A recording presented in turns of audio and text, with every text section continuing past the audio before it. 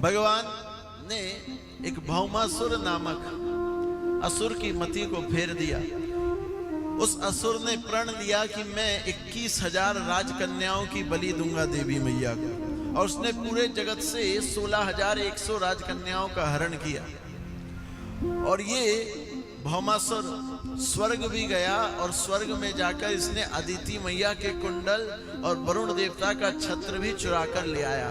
समस्त देवताओं ने खूब इस पर शस्त्र का प्रहार किया, पर सारे शस्त्र विफल हो गए। सब देवता भगवान के पास गए और भगवान के पास जाकर कहा, प्रभु आप हमारी रक्षा करिए भौमासुर से। तो भगवान भौमासुर की राजधानी प्राग्ञ ज्योतिषपुर पहुंचते हैं, जो आज के समय में जिसको हम असम के नाम से जानते हैं। वहां पहुंचे और वहां पहुंचकर सबसे पहले इस भौमासुर के जो द्वारपाल था मूर दैत्य, भगवान ने उसको अपने धाम पहुंचाने का काम किया और मेरे प्रभु का एक नाम पड़ा, बोलिए मुरारी भगवान की जय हो। फिर भगवान ने भौमासुर के साथ युद्ध कर कर उसको अपनी दिव्य गति प्रदान करी। उन 16,100 राजकन्याओं को कारागृह से मुक्त किया। उनसे कहा कि प्रभु आप सब वापस चले जाइए। वो राजकन्याएं कहती हैं, प्रभु हम कैसे कहीं जा सकते हैं, हम एक असुर के यहाँ इतने दिन रह ली, अब हमें कोई अपनाने का काम नहीं करेगा। और बंधुओं आपको एक बात पता है, जिसका कोई नहीं होता उसके हमारे ठाकुर जी होते हैं, माँ के बिहारी होते हैं। तुरंत के तुरंत भगवान ने ब्रह्मा जी को आदेश दिया, ब्रह्मा जी आ जाओ।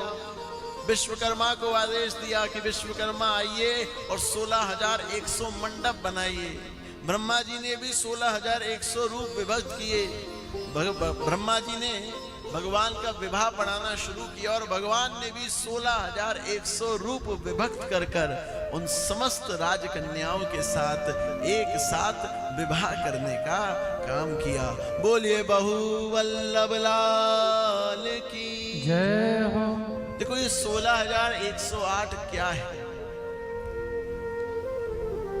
ये 16,108 कुछ और नहीं, ये वेदों के वो मंत्र हैं जो भक्ति कांड को दर्शाने का काम करते हैं। जब वेदों के मंत्र भगवान के पास गए, भगवान से कहा, प्रभु आपने सबको अपनाया है। आपने मत्स्य अवतार लेकर मछलियों को अपनाया, कछुए का अवतार लेकर समस्त जल के प्राणियों को अपनाया, आपने 12 अवतार लेकर 4 पैर वालों को अपनाने का काम किया, आपने वामन रूप धरकर आपने समस्त जगत को, जगत के जितने मनुष्य हैं राम रूप धरकर उनको आपने अपनाने का काम किया। पर आप हमें भी अपना लीजिए। आप कैसे अपनाएंगे?